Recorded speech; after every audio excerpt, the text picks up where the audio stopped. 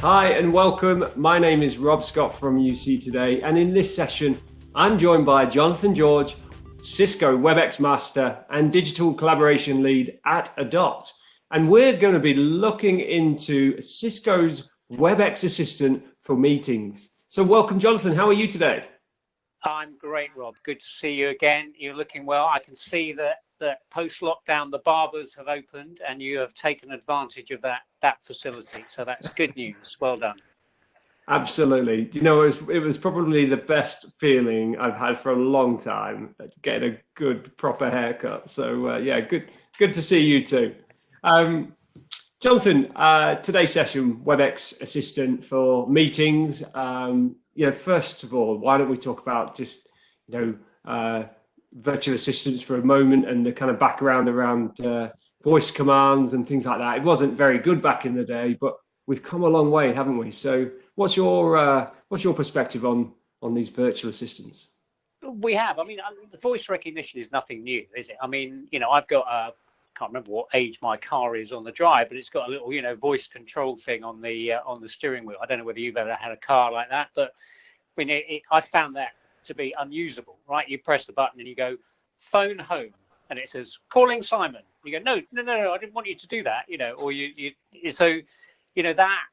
I think that early days of voice technology or voice recognition technology really struggled a little bit, and then you saw things like Siri, Alexa come on and Google Home, and actually we're now seeing this stuff to be more commonplace and more accurate. If you use Siri to dictate an email, or you speak to Alexa to turn on the lights, magic happens and it seems to work.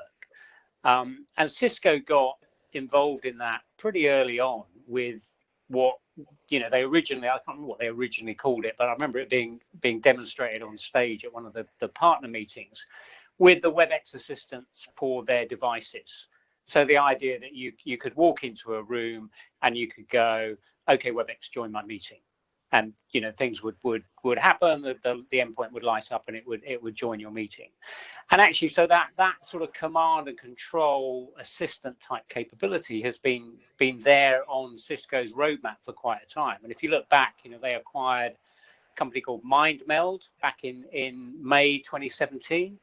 And then more recently, in September 2019, they acquired a company called Voicea. So they've made some pretty huge investments into that voice recognition, not just the voice recognition side, but the natural language processing, which is when I think this stuff really starts to become useful. Yeah, it's interesting. We seem to have come a long way. And voice assist, I don't know whether you call it, sometimes I get confused between voice assistants and virtual assistants, digital assistants, and voice AI.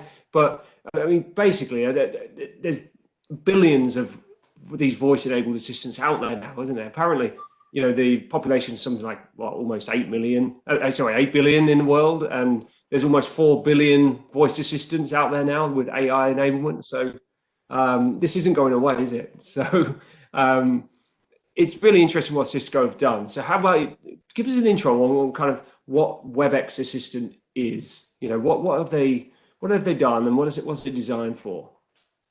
So as I say, originally it was designed for the devices, right? And actually, in this pandemic environment that we're living through at the moment, that command and control capability actually potentially, as organizations go back into the workplace, the idea of non-touch joining meetings is actually, although that might seem a bit gimmicky, actually that's something that's potentially going to be very important as companies return to the workplace. So it's always been there to have that, that sort of capability. The obvious next step to that would be that if we're recording a meeting, that it would be useful to have a transcript of that meeting. And in fact, Webex has had that capability for some time, right? Frankly, though, it was a bit laughable, right? You would record a meeting and you get a transcript back, and it would be no more useful than to give you a good laugh about how it had transcribed some of the things. With the Voicea acquisition that happened, as I say, back in September 2019, I think they really made a good investment in some technology that was really better able to transcribe that natural language process, have the natural language processing and the ability to process that capability. So a little while back, when you recorded a WebEx meeting, then the transcription of that meeting would be basically processed and delivered by the Voicea engine. And that was actually a huge step forward from what was there previously. And I've used that, for example, when I was preparing some training courses, I actually recorded myself in a meeting, just actually delivering what I was proposing to deliver via the training. And that actually gave me a transcript of what I said that, you know, would have taken me ages to write down. But actually the ability to just talk to a camera, have that transcript. Of course, it's not going to be 100% accurate, right? None of these things are going to be 100% accurate. I think the industry standard is something like a 20% WER, which I assume means word error rate. So I think that's the, you know, that's the level of acceptability, if you like, around these things. But that transcription of what's said into a text transcription is actually very useful, right? Because then if you looked at what we could do with the recordings, is that if I'd got a recording and then a transcript of that recording afterwards, because I've got a text-based transcript, I can actually now search for keywords in that. So rather than me, in the old days, if I wanted to review a WebEx recording and find the bit of the meeting that I was interested in, I'd have to stop and fast forward and rewind and fast forward and stop and find the place that I wanted to go to. Now with this capability, when you reviewed that WebEx recording, I could search for a phrase like "UC today," right? And see, okay, where did that appear in the meeting? I could go straight to that bit in the meeting, review the portion of the meeting that I needed to without having to sit through all 4 hours of it. So that transcription process has always been there, and that's been there for quite some time. You know, what's new is actually some of the live transcription stuff that we're going to show in a minute during a meeting that actually basically is the next stepping stone to make this stuff, you know, more useful, more engaging as we go forward. Yeah, absolutely. And that's where the magic happens, isn't it? Because transcription's been around for a long time, as you say, but actually it's processing that fast now that they can actually do something with it in real time. So this is where we can apply, I suppose, AI technology and machine learning to kind of, you know, glean insights and things that we may never have dreamed of before. So yeah, really interesting. So come on, let's talk about what it can do. What, you know, in its very basic form, you know, how can it help me have a better meeting experience? Well, rather than talk about it, why don't I show you? So that would probably be the best idea. So I'm going to fire up my meeting window. So I'm going to share into this meeting my meeting window. Okay, so you should be able to see that. Yes. And you can see that I'm joined to this meeting via a video endpoint. This is obviously the classic WebEx client that we've got here. And you can actually see over on the right-hand side that while we've been recording this meeting, while we've been talking, then the transcription has been happening. And you can see that happening in real time. So, you know, what I just said suddenly appears. Okay. And does it know who's talking? So it knows who's, so you can see, well, you answered your own question, because there in the window, it says, like, you ask the question, does it know who's talking? And it's got your name associated with that. On the roadmap are some enhancements that will come along with, as this, like all sort of AI technology, it learns as it goes along, right? So the more you use it, the better it's gonna get. And ultimately what will happen is, if you've got people in a conference room that were joined to a WebEx meeting, then it would recognize the voice patterns of particular people in the meeting and then give you that channel, if you like, to so you would see that in the transcription. Right now, if there was a conference room joined to this meeting and 5 people in that conference room, when they spoke, we would just see the name of the room and who, you know, whatever was spoken there. Now, yeah, sorry, so it's got AI note-taking capabilities, but Cisco also say that you can spend more time on outcomes rather than taking notes. So how does it do that? How does it take a meeting and kind of, you know, produce insights and actionable things? Okay, so let's demonstrate one further thing here. So if I go down here and turn this little button on here, then this is turning on closed captions. Okay, so now obviously we have the transcript going on the right hand side, but now as I'm speaking, you can see that you get this in closed captions. So that should potentially aid understanding of the meeting. Maybe if you've got people that English is not their natural language, but it's easier for them to read that. And you can see that it's correcting things as it goes along, right? And this stuff actually works better when there's a natural flow to the conversation. When I've been preparing to demonstrate this stuff, actually barking staccato phrases at the Webex Assistant doesn't work very well, and I'll show you that in a minute. So if I talk really slowly, it doesn't work as well. Or does it? You can see what you mean, though. You don't normally, you wouldn't have it on the screen necessarily distracting you during a meeting, would you? I take it you can download it afterwards or access the transcript afterwards. Yeah, so it's all available after the meeting, right? And in fact, because we're recording this meeting, we'll get a full transcript of the meeting. But what we'll also get is the highlights from the meeting, right? Now, I just wanted to cover off on the closed captioning thing is interesting in terms of, obviously if you've got people with hearing impairments, then that's a useful enhancement to the meeting. What will come shortly is the ability to do real-time translation into another language.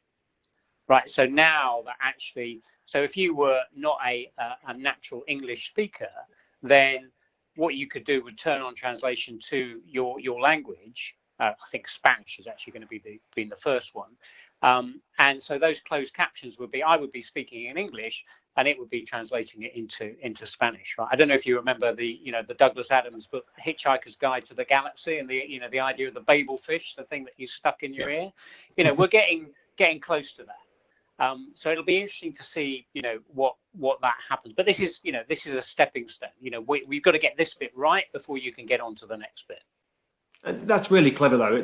It's kind of like assisted translation, isn't it? When it's like subtitles. When you're watching the television in a different language, it's you might pick up on key words, but actually having a transcription or the captions in front of you on the screen, subtitles, it just assists you all the way through. So that's really clever, isn't it? I can see real value in that going forward. Yeah. And the thing about this virtual assistant is that it responds to commands. Okay, so for example, I can, and again, I think this is going to take a little while for users to get used to like I've got Alexa at home to turn on the lights. My wife refuses to talk to Alexa to turn on the lights, right? So the idea of talking to an assistant during the meeting to get it to do things, I think is going to take there's going to be an adoption challenge associated with that. But for example, I could say, okay, Webex, the decision is that we need to go out to dinner next week. And you can see there that it said highlight created. Okay, so the idea was that it heard what I said. I woke up the assistant by a trigger word. It heard what I said and would have created a highlight. It takes a little while for it to process that, but over here on the right hand side, that you can see there's a highlights phrase, right? So here you can actually see that highlight has been created, okay? And you can see how it was created. I created it through a voice command. So in practical terms, you highlight something, so to create an action. So when you're looking at this afterwards, you can say, right, okay, we agreed some actions, that's the use case, right? Yeah, and what you can see here is that was the first time I demonstrated, but actually, if you look above it, there is a action item that was created, okay? And you can see here that was me just talking, and I happen to use the words next step. So there's some certain trigger words. Right now, they're set trigger words. Ultimately, they'll be configurable. So automatically, as you're talking, naturally, it should create highlights for the meeting, okay? So if, for example, I said, the action item is that we should set up a meeting next week to further this discussion, ultimately, we should see that text effectively appear back into the highlights of the meeting. The other thing you can do is that if I go back to the captions themselves, and let's say I scroll up and I find something that's useful, that's worth highlighting. For example, here, this is you saying something, and actually that's a worthy point. I can actually click to highlight this, and I can move that into the highlight section. Well, that's not reality, is it? I say very few no worthy points in meetings. So you're right. That's not going to be something that's going to be ultimately very useful for you. But for most normal people, that will be quite useful. But the benefit of putting things into the highlights is that even if I wasn't recording this meeting, I can go back to the Webex portal after this meeting and look at those highlights. So those highlights are there for me. I can send those highlights to other people. And actually, there's a little audio button there that I can press. I can listen to the audio that goes along with the highlight, just in case the transcription wasn't 100% accurate. And that I can actually then hear those highlights from the meeting. So the idea that I really like the idea of we're just having a meeting and we're just talking and we're using particular phrases like, okay, we agree that this is going to be a good thing moving forward. That because I've used that trigger word, I don't need to think about taking those notes or anything else. It should automatically appear in the highlights. If we go back here, then you can see here that again, some other things have happened, right? That we've got action items here. Here's the one that I manually highlighted, and you can see that it was, created by the fact that I highlighted the text in the caption. You can see here that, okay, this is me creating it via a voice command.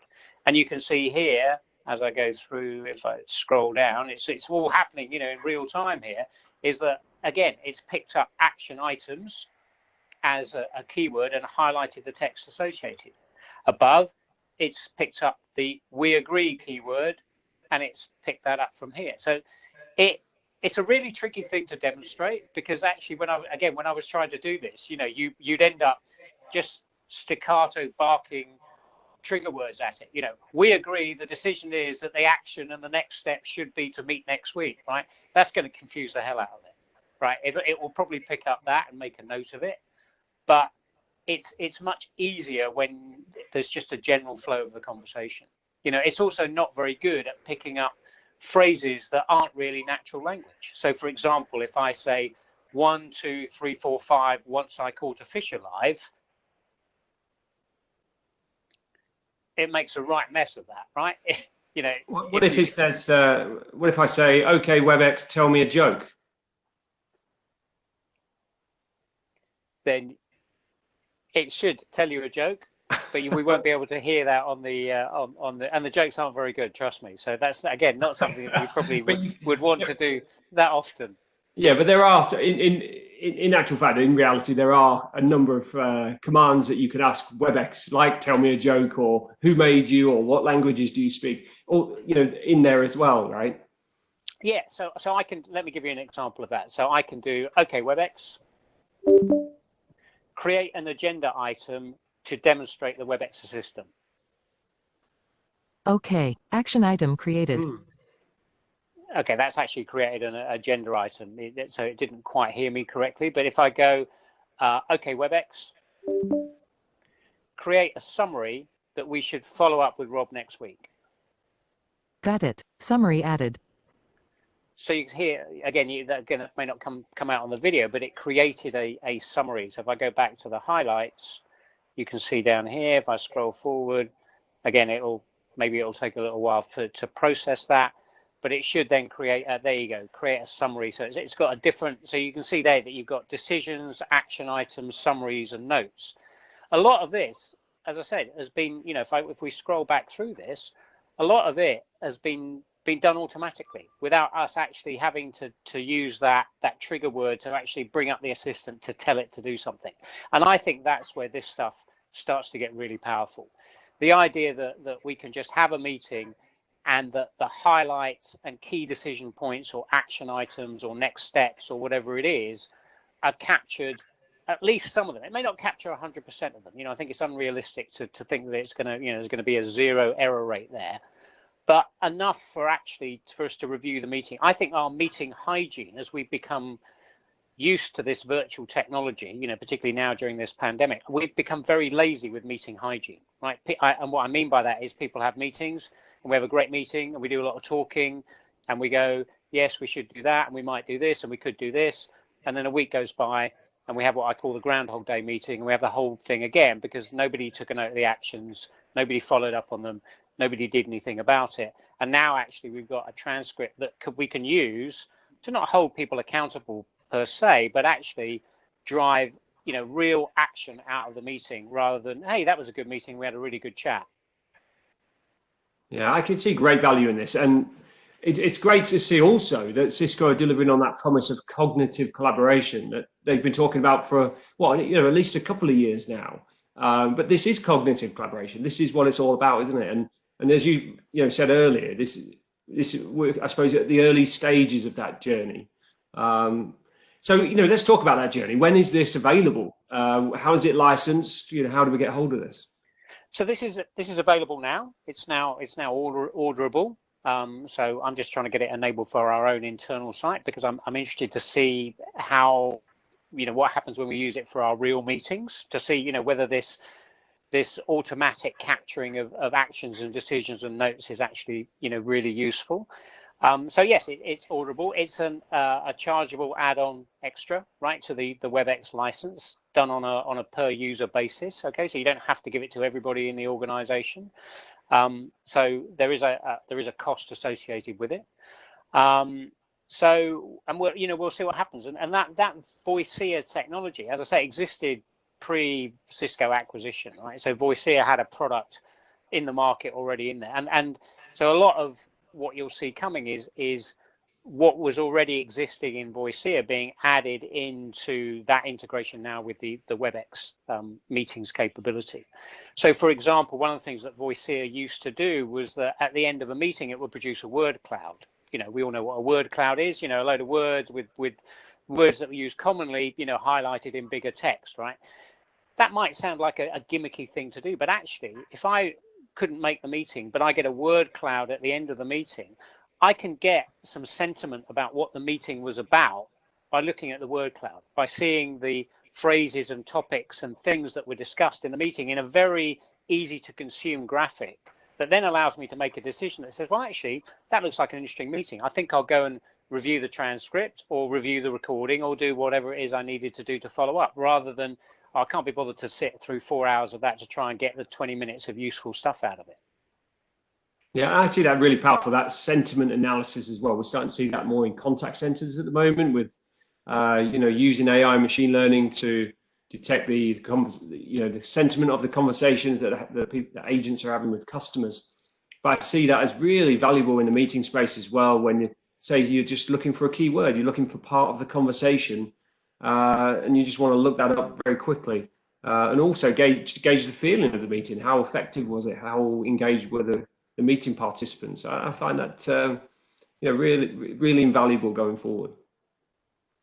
Absolutely. So and this is actually this is, as we can see in real time, this is actually working pretty well, right? Again, you're going to spot errors in the text. if you're reviewing this when we push this out, you'll see that in the text on the right hand side there, it's got gauge had 2 words associated with it, and actually it's doing a good job because I'm talking, but I'm stopping, stuttering, repeating words. There's a lot of processing that has to be done to actually get what I'm saying down on paper effectively, that that's going to be useful at the end of the day. Well, I think it's doing well just to understand what we're saying. I think, particularly with your northern accent and my southern accent, it's doing well to get that. And I mean, I think what's great is that again, I used to have a Jabra headset, right? That I could ask it what level of battery it had left, right? But trying to do that was I had to adopt some sort of US Southern drawl accent to get it to tell me what battery level was. If I went battery, it didn't understand it at all. I had to go battery before it would really understand it. Whereas actually here, we've got a process that you and I are speaking in different accents, and yet it's doing a pretty good job of actually transcribing what we're saying. Yeah, and as you say, it's only going to get better as well, isn't it? So I think Cisco have done a fabulous job here. I think that's about enough for today. I think we've given everyone a really good demonstration of Webex Assistant. So, Jonathan, as usual, thanks very much for your time. Thanks to everyone for tuning in. If you've enjoyed today's session, do give us a like or a share on social media. It's always appreciated. And don't forget, there's lots of Cisco news on UC Today. If you just go to uctoday.com/Cisco, you'll find all the latest news, reviews, insights, and our videos. So thanks very much. Thanks for watching.